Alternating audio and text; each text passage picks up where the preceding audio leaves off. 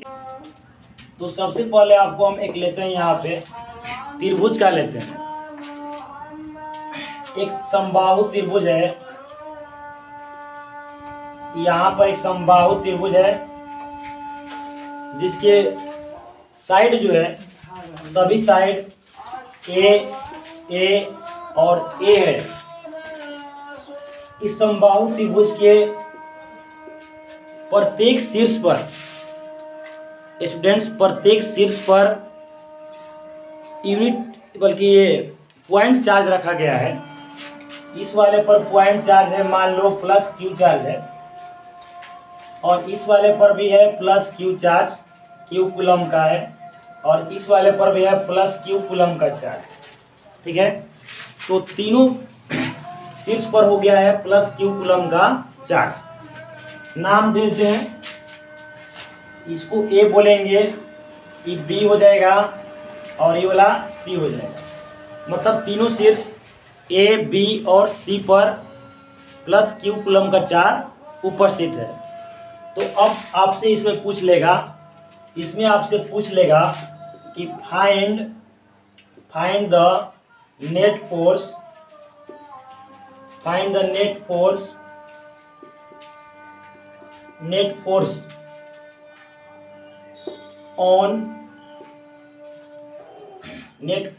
On plus Q charge at सी।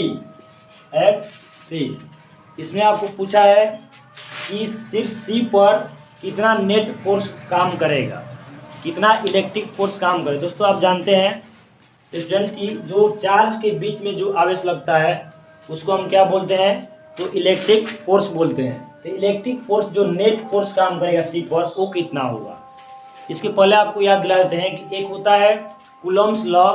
तो Coulomb's law में क्या होता है कि दो चार्ज के बीच में फोर्स काम करता है, जबकि एक होता है प्रिंसिपल ऑफ सुपरपोजिशन, मतलब अध्यारोपण का सिद्धांत। उस अध्यारोपण के सिद्धांत में क्या होता है, जब चार्ज की संख्या 2 से अधिक हो जाती है तो उस सिद्धांत के अनुसार हम निकालते हैं नेट फोर्स।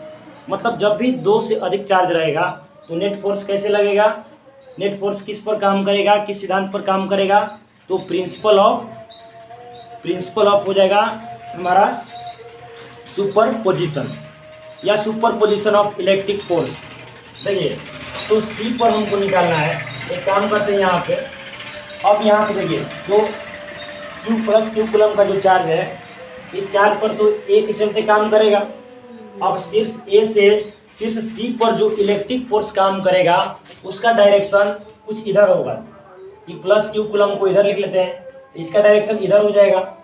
यहाँ पे काम कर रहा है एफ ए काम कर रहा है स्टूडेंट्स, यहाँ पर काम कर रहा है एफ ए, मतलब शीर्ष ए के कारण शीर्ष सी पर विद्युतीय बल एफ ए काम कर रहा है। ठीक है, यहाँ पे तो रिपल होगा, विकर्षण बल काम करेगा, तो ये इसको इधर कर सकता है। उसके बाद अब जो यहाँ पे शीर्ष बी पर जो है ये इस पर कैसे फोर्स काम करेगा, इधर काम करेगा।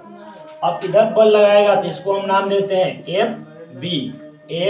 बी नाम देते हैं। तो एफ ए और एफ बी ये दोनों फोर्स हो गया हमारा, जो कि सी पर काम कर रहे हैं। अब यहाँ पे देखते हैं कि समबाहु त्रिभुज में प्रत्येक कोण जो होते हैं वो 60 डिग्री के होते हैं। कितने डिग्री के होते हैं, 60 डिग्री के होते हैं। प्रत्येक जो कोण होते हैं वो 60 डिग्री के होते हैं, 60 डिग्री, और यहाँ भी 60 डिग्री का होता है। तो 60 डिग्री का होता है, इसका मतलब ये भी कितना हो जाएगा, तो 60 डिग्री हो जाएगा, 60 डिग्री हो जाएगा। तो 60 डिग्री हो जाएगा ये। तो यहाँ पे हम देख रहे हैं कि दोनों फोर्स का कितना होगा, व्यंजक वैल्यू कितना होगा। तो चलो स्टूडेंट्स हम यहाँ पे निकाल लेते हैं एफ ए को। एफ ए कितना होगा, तो कूलम्स लॉ लगा देंगे इस पर हम, जो ए से काम कर रहा है। तो प्लस क्यू चार्ज कितना होगा, तो के क्यू स्क्वायर, अब बटा यहाँ पे साइड कितना है, ए है, साइड ए है तो डिस्टेंस कितना हो जाएगा, ए हो जाएगा, तो नीचे क्या होगा, ए स्क्वायर हो जाएगा। ठीक है, उसी तरह से अगर हम निकालते हैं एफ बी, तो बी के लिए काम करेगा कौन सा, क्यू, तो ये भी क्यू स्क्वायर हो जाएगा, तो होगा के क्यू स्क्वायर और बटा में ए स्क्वायर हो जाएगा। तो ये भी हो गया इलेक्ट्रिक फोर्स। अच्छा, तो अब हम दोनों को देख रहे हैं, तो ये दोनों इलेक्ट्रिक फोर्स क्या है स्टूडेंट्स, तो ये दोनों बराबर है, इक्वल है। यहाँ पे एफ ए और एफ बी स्टूडेंट्स ये क्या है, बराबर है, जिसको हमने एफ ले लिया, तो एफ ए और एफ बी दोनों क्या है, बराबर है। अब आप याद कीजिए 11th का क्लास, उसमें आपको वेक्टर में क्या बताया गया था कि जब कभी भी दो फोर्स आपस में समान हो जाए तो उसके लिए उसका नेट फोर्स जो होगा वो एकदम बीच से जाएगा। जैसे यहाँ पे देखिए, यहाँ पे हम देख रहे हैं कि एफ बी हो गया और यहाँ पे हम देख रहे हैं कि एफ ए हो गया, और दोनों बराबर है। एफ ए और एफ बी दोनों क्या है, तो इक्वल है। इक्वल है तो नेट फोर्स कहाँ से जाएगा, बीच से जाएगा। एफ नेट कहाँ से जाएगा, तो ठीक बीच से जाएगा। अब बीच से जाएगा तो इसके बीच में कितना है, 60 डिग्री है। कितना डिग्री का कोण है, 60 डिग्री का एंगल है। तो क्या रिजल्टेंट होता है, अब एफ नेट निकालेंगे हम, यहाँ पे एफ नेट निकालेंगे, F net at C, F net at C, C पर निकालेंगे तो क्या होगा, तो रूट अंडर, याद होगा आपको वहाँ पे वेक्टर में हम क्या ले रहे थे, A square plus B square plus 2ab cos theta. यहाँ पे क्या लेंगे, तो ए स्क्वायर मतलब एफ ए और एफ बी, तो एफ ले लिए हैं, एफ स्क्वायर प्लस 2ab, तो एफ एफ और cos थीटा, तो बोलो थीटा कितना है स्टूडेंट्स, तो थीटा है 60 डिग्री। तो यहाँ पे रख देंगे हम 60 डिग्री। तो अब देखिए cos 60 का कितना होता है, ये तो आपको मालूम ही होगा, एफ स्क्वायर 2f स्क्वायर हो गया और 2f स्क्वायर हो गया यहाँ भी। अब cos 60 डिग्री, cos 60 डिग्री का कितना वैल्यू होता है स्टूडेंट्स, तो 1/2 होता है, 1/2 होता है फ्रेंड। तो यहाँ पे 2 से 2 मरेगा, 2 से 2 कैंसिल हो जाएगा, तब हमारा बचेगा 2f स्क्वायर और यहाँ पे f स्क्वायर कितना हो गया, तो रूट में 3f स्क्वायर, यानी कि f रूट 3।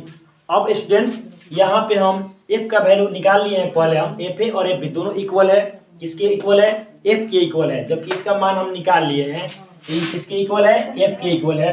तो f का वैल्यू हम रख देंगे तो क्या हो जाएगा, तो f का वैल्यू रखेंगे जैसे ही हम, तो रूट 3 के क्यू स्क्वायर अपॉन ए स्क्वायर, यही हमारा फाइनल होगा इलेक्ट्रिक फोर्स एट सी। ठीक है, तो सी पर ये हो गया हमारा इलेक्ट्रिक फोर्स, जो कि पूरा आया है रूट 3 के क्यू स्क्वायर अपॉन ए स्क्वायर।